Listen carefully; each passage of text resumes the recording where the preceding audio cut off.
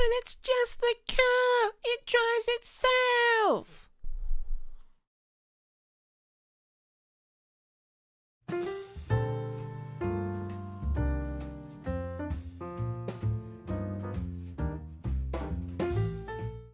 if there's one phrase that's been thrown around a lot on an internet like a broken record, it's that one.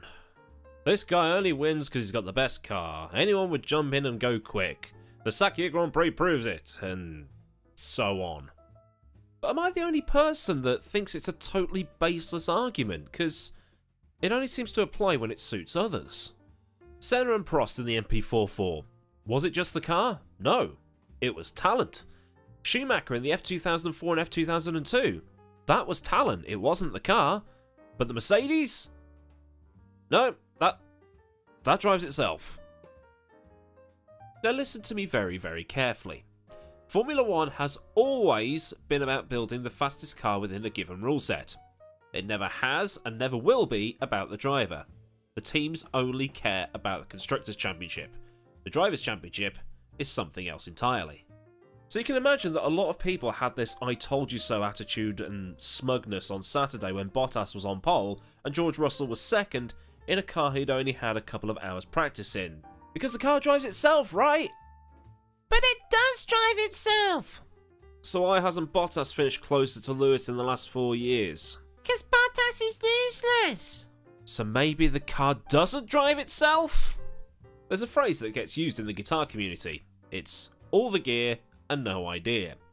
You can have a £3,500 guitar and a £2,500 amplifier with a grand's worth of stomp boxes in front of you.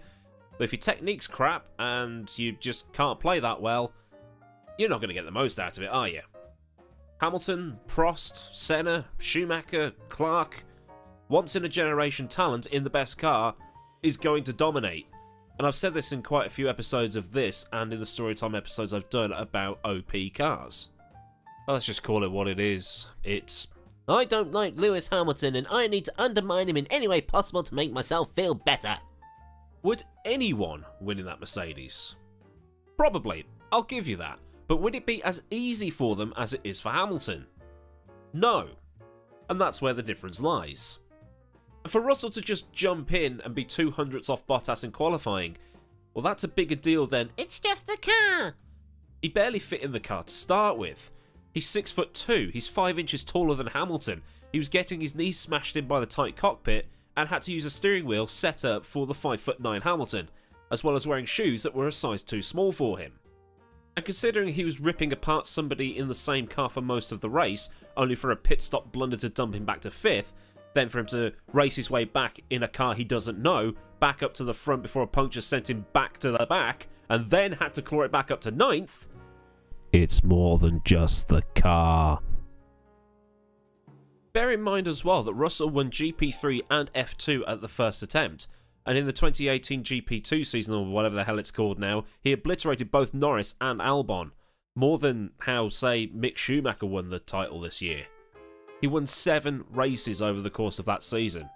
That's the most since ever, I think. And the best part is that when he came in for that puncture and was sent on his way, he didn't give up, he didn't think it was all over, and he didn't get caught up in it. He got his head down and absolutely mulled his way back up to 9th, where he'd get some points, and he got one for the fastest lap as well. So hopefully, come 2022, he'll be in the Mercedes permanently, and maybe we'll see him go up against Verstappen and Leclerc. Because nobody is winning anything in that Williams.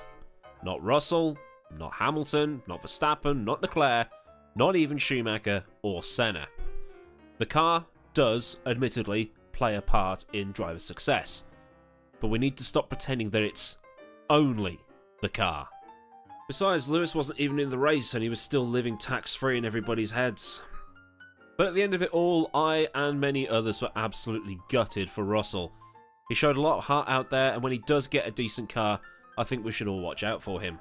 I'm not saying he'll be a Senna, Schumacher, Hamilton type, but he will most likely be the 11th British World Champion, and will be one of the drivers of his generation.